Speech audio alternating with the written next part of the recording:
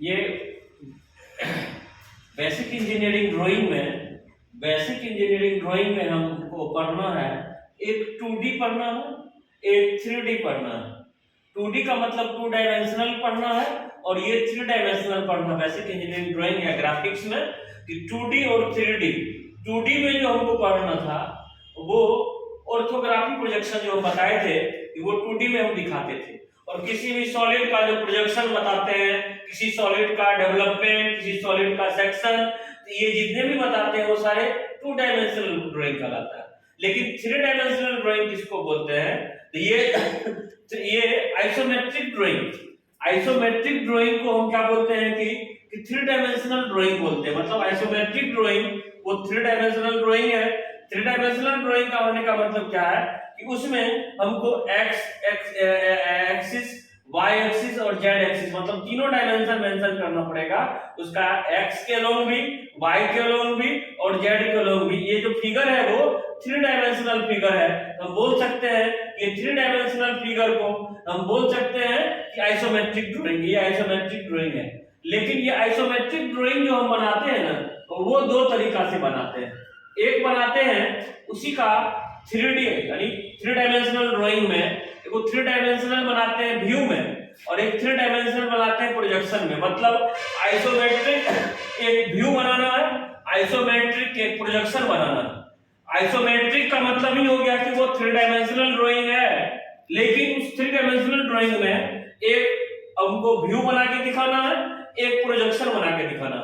तो isometric drawing में view और प्रोजेक्शन दोनों अलग अलग है। व्यू किसको बोलते हैं, प्रोजेक्शन किसको बोलते हैं, दोनों में अंतर यह है कि आइसोमेट्रिक व्यू जब भी हम बनाते हैं किसी भी ऑब्जेक्ट का, तो उसका हम ट्रू लंबाई, एक्चुअल लंबाई या स्केल का लेंथ, मतलब स्केल पे हमको जितना डायमेंशन दिया हुआ रहता है उसी डायमेंशन को लेके अगर हम 3 डायमेंशनल ड्राइंग को दिखा देते हैं, मतलब ट्रू लंबाई लेके, एक्चुअल लंबाई लेके, इसका ओरिजिनल लंबाई लेके किसी भी ऑब्जेक्ट का, तो वो कहलाता है हमको आइसोमेट्रिक ड्राइंग।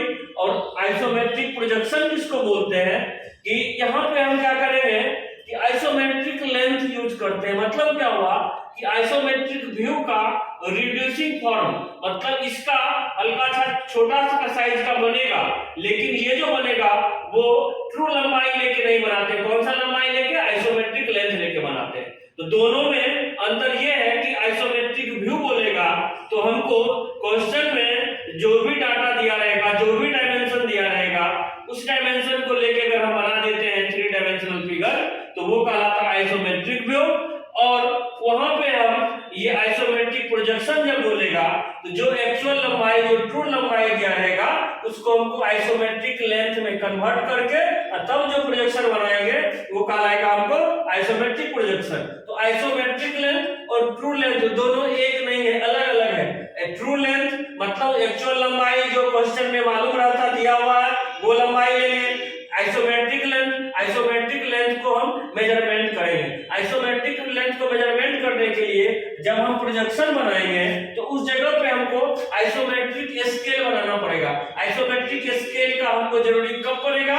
जब हम प्रोजेक्शन बनाते हैं। आइसोमेट्रिक स्केल का जरूरी कब पड़ेगा? जब हम प्रोजेक्शन बनाते हैं। तो आइसोमेट्रिक स्केल से ही हम आइसोमेट्रिक लेंथ को मेजरमेंट करके तब उसका हम प्रोजेक्शन बना देंगे, तो वो कहलाता है आइसोमेट्रिक प्रोजेक्शन। लेकिन व्यू में हमको आइसोमेट्रिक स्केल बनाने की कोई जरूरी नहीं है, क्योंकि आइसोमेट्रिक स्केल में हमको आइसोमेट्रिक लेंथ को मेजरमेंट करना ही नहीं है। इसीलिए ट्रू लंबाई, जो लंबाई दिया हुआ रहता है, उस लंबाई को मेजरमेंट करके हम बनाएंगे। इसलिए दोनों में अंतर यह है कि इसका हम ट्रू लंबाई, ओरिजिनल लंबाई, एक्चुअल लंबाई लेके प्रोजेक्शन बनाएंगे, मतलब कि वो 3 डायमेंशनल ड्राइंग बनाएंगे, तो वो आइसोमेट्रिक व्यू कहलाता है। और फिर वो 3 डायमेंशनल ड्राइंग अगर हम आइसोमेट्रिक लेंथ लेके बनाते हैं तो वो प्रोजेक्शन कहलाता है।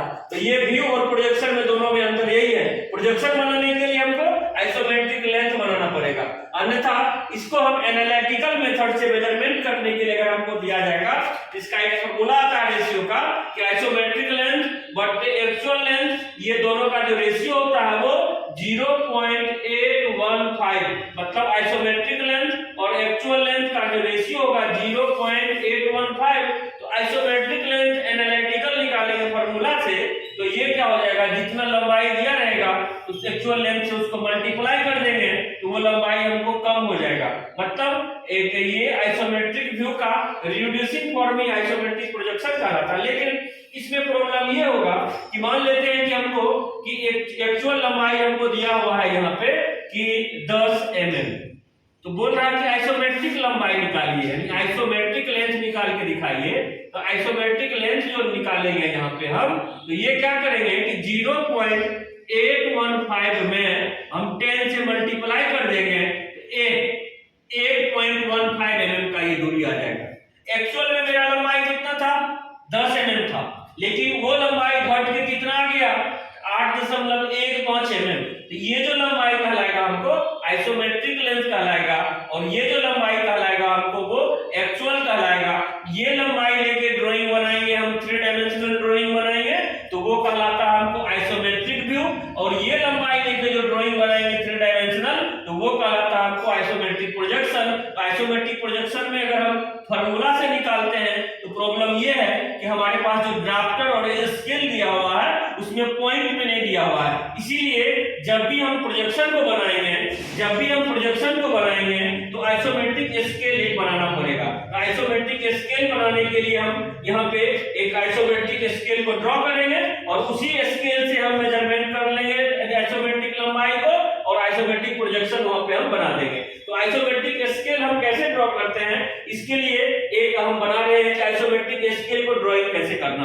आइसोमेट्रिक स्केल ड्रॉ करने के लिए हमको यहाँ पे आइसोमेट्रिक स्केल को ड्रॉ करेंगे और उसी आइसोमेट्रिक स्केल से हम प्रोजेक्शन को बनाएंगे। आइसोमेट्रिक स्केल ड्रॉ करने के लिए हम क्या करेंगे, यहाँ से एक हॉरिजॉन्टल लाइन ले लेंगे। ये हॉरिजॉन्टल लाइन अपने मान से एक लंबाई हॉरिजॉन्टल लाइनिंग ले लिए और यहाँ से 45 डिग्री इंक्लिनेशन करके एक हम लाइनिंग ले लेंगे। जो ये एंगल जो होगा वो कितने का होगा, ये 45 डिग्री, और यहीं से एक 30 डिग्री का एक और हम लाइनिंग ले लेते हैं। यानी ये जो एंगल हो जाएगा हमको, ये जो एंगल होगा वो कितने का होगा हमको, वो 30 डिग्री का। ये जो एंगल होगा वो कितने का होगा, 45 का। अब यहाँ से हम क्या करते हैं, ये पॉइंट से लेकर परपेंडिकुलर इसको ऐसे करके हम मिला देते हैं।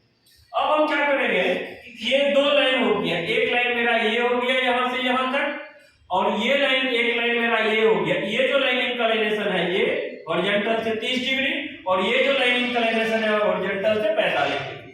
अब यहाँ से हम क्या करेंगे, इसको 10 mm पे डिवाइड कर देंगे। एक 10 mm, ये 20 mm, ये 30 mm, ये 40 mm, ये 50 mm, ये 60 mm। तो ये जो स्केल बन रहा है आइसोमेट्रिक वो 60 mm का बन रहा। अगर हमको बोलता कि 100 mm का स्केल बनाइए तो 10, 20, 30, 40, 50, 60, 70, 80 यानी उसको 100 तक मेजरमेंट करते। अब हम क्या करेंगे, यहाँ से यहाँ तक ये 0, ये कितने हैं, यहाँ से 10 mm, ये 20 mm, ये 30 mm, ये 40 mm, ये 50 mm, ये 60 mm। अब हम यहाँ पे हम क्या करेंगे, इस पॉइंट से यानी ये जो परपेंडिकुलर लाइन में लाए हैं इसी के पैरेलल यहाँ पे भी एक हम लाइन खींच देते हैं। यहाँ पे इसके पैरेलल में यहाँ से, इसके पैरेलल में यहाँ से, सभी आपस में पैरेलल, ये भी पैरेलल, ये भी पैरेलल। अब हमको एक ये पॉइंट मिल रहा है, एक ये पॉइंट मिल रहा है, एक ये पॉइंट मिल रहा है, एक ये पॉइंट मिल रहा है, एक ये पॉइंट मिल रहा है, एक ये पॉइंट मिल रहा है। अब यहाँ से यहाँ तक जो ये mm है लंबाई, एक्चुअली में ये 10 mm है, यहाँ से ये 20 mm है, यहाँ से ये 30 mm है, यहाँ से ये 40 mm है, यहाँ से ये 50 mm है, यहाँ से ये 60 mm है। तब इस जगह पे हम क्या करेंगे, इस पॉइंट पे, तो इस जगह पे हमको ये जो लंबाई होगा, ये जो लंबाई हमको दे रहा है यहाँ से, ये दे रहा है एक्चुअल लेंथ। ये जो लेंथ होगा वो मेरा क्या होगा, एक्चुअल लेंथ। इसी को बोलते हैं ट्रू लेंथ, इसी को बोलते हैं ओरिजिनल लेंथ। मतलब ये इस पे, इस लाइनिंग पे जो डायमेंशन रिप्रेजेंट करेगा वो एक्चुअल करेगा, ओरिजिनल करेगा, ट्रू करेगा। ट्रू का मतलब स्केल में जितना दूरी 10 mm का रहता है उतना ही दूरी ये भी 10 mm पे होगा, ये भी 20, ये भी 30, ये भी 40, ये भी 50, इस तरह करके हमको ये जाएगा। तो ये 10 mm पे हम इसको डिवीजन कर दिए एक्चुअल लेंथ। हम बोले थे जो एक्चुअल लेंथ लेके बनाएंगे वो बनता है हमको क्या चीज, आइसोमेट्रिक व्यू बनता है। यानी इस लंबाई को मेजरमेंट करके अगर हम 3 डायमेंशनल फिगर को बना देते हैं तो वो क्या कहलाता है हमको आइसोमेट्रिक व्यू।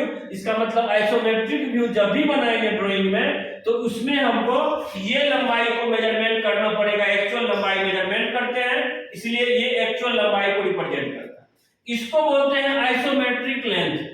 आइसोमेट्रिक ये लेंथ इसको बोलते हैं। आइसोमेट्रिक लेंथ का मतलब क्या हुआ, इसको जो बनाएंगे हम वो आइसोमेट्रिक प्रोजेक्शन बनाएंगे। इससे आइसोमेट्रिक प्रोजेक्शन हम बोल दिए थे कि आइसोमेट्रिक प्रोजेक्शन को बनाने के लिए हमको आइसोमेट्रिक लंबाई यूज करेंगे और आइसोमेट्रिक व्यू बनाने के लिए हमको एक्चुअल लंबाई, ओरिजिनल लंबाई, ट्रू लंबाई यूज करेंगे। ये पूछता भी है कि आइसोमेट्रिक व्यू बनाते हैं उसमें कौन सा लेंथ यूज करते हैं, तो true length, actual length, original length. और आइसोमेट्रिक जब हम प्रोजेक्शन बनाते हैं तो उसमें कौन सा लेंथ यूज करते हैं, तो आइसोमेट्रिक लेंथ। जैसे यहां से यहां तक ये 10 mm है, ये डिस्टेंस 10 mm नहीं होगा, 10 mm से कम होगा। ये 20 mm है, ये 20 mm से कम होगा। मतलब कि ये दूरी और यहां से ये दूरी जो कहलाएगा हमको वो आइसो 20 कहलाएगा। मतलब ये आइसो 20।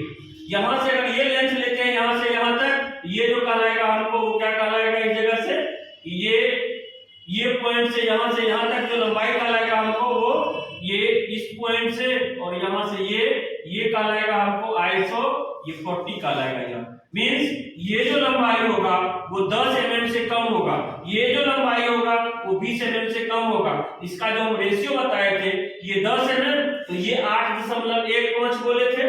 ये लंबाई एक्चुअल है, ये लंबाई आइसोमेट्रिक है।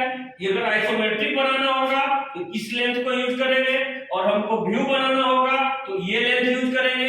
ये मेरा आइसोमेट्रिक स्केल बनके कंप्लीट हो गया। वो आइसोमेट्रिक स्केल कितने लंबाई का बना है, तो 60 mm का बना है। ये लंबाई एक्चुअल लंबाई तो आइसोमेट्रिक व्यू बनेगा, ये लंबाई आइसोमेट्रिक लंबाई तो ये क्या बनेगा, आइसोमेट्रिक प्रोजेक्शन बनेगा।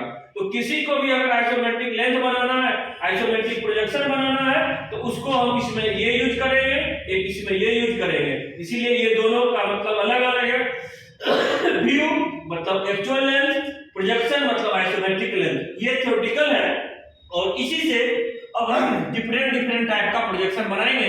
अब देखेंगे क्वेश्चन में हमको बनाने के लिए क्या बोला है। क्वेश्चन में मेंशन कर देगा अगर हमको कि प्रोजेक्शन बनाइए तो प्रोजेक्शन के लिए ये लेंथ यूज करेंगे। क्वेश्चन में मेंशन कर देगा व्यू बनाइए आइसोमेट्रिक व्यू तो हम ये एक्चुअल लंबाई यूज करेंगे जो क्वेश्चन में दिया हुआ रहेगा। और ये जब बोलेगा प्रोजेक्शन बनाइए तो हमको ये स्केल बनाना पड़ेगा और उस स्केल